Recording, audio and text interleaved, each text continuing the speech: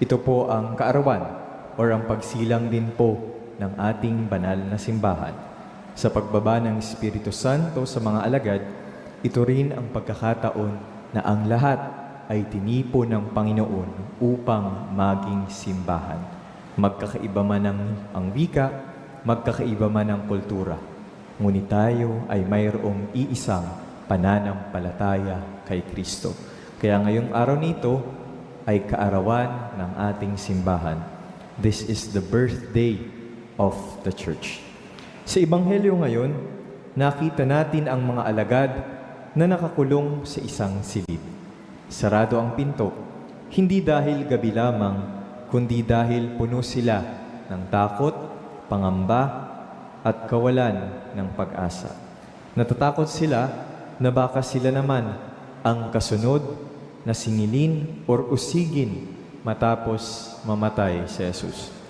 Ngunit sa gitna ng kanilang takot, dumating si Jesus, hindi siya pinigilan ng saradong pinto.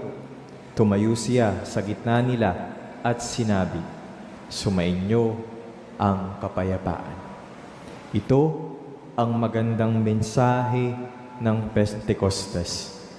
Kapag binuksan natin ang ating puso sa Espiritu Santo, walang takot na hindi kayang palayain, walang sugat na hindi kayang pagalingin, at walang pusong sobrang sarado para hindi mabuksan ng Diyos.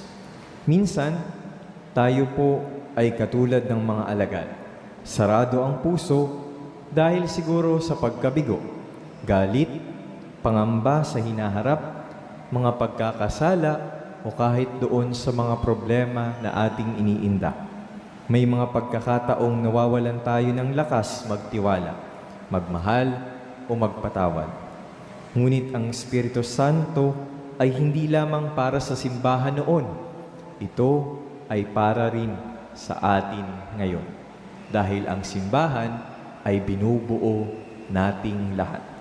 Ang Espiritu Santo ang humihinga ng bagong buhay sa atin, katulad ng ginawa ni Jesus nang hiningahan niya ang mga alagad at sinabi, "Tanggapin ninyo ang Espiritu Santo." Ang hiningang iyon ay tanda ng bagong simula. Ang dating takot ay napalitan ng tapang. Ang dating pagtatago ay naging misyon. Ang dating saradong puso ay naging pusong handang magmahal at maglingkod para sa lahat. Mga kapatid, baka may mga saradong pinto din tayo ngayon. Pinto ng takot, pinto ng sama ng loob, pinto ng pagdududa, o pinto ng kawalan ng pag-asa.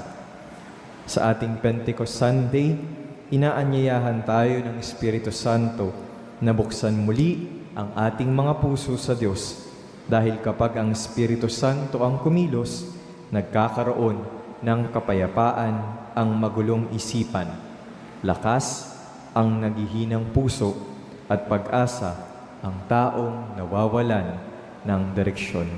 Nawa ay patuloy tayong pagpalain at balutin ng Espiritu Santong Banal. Amen.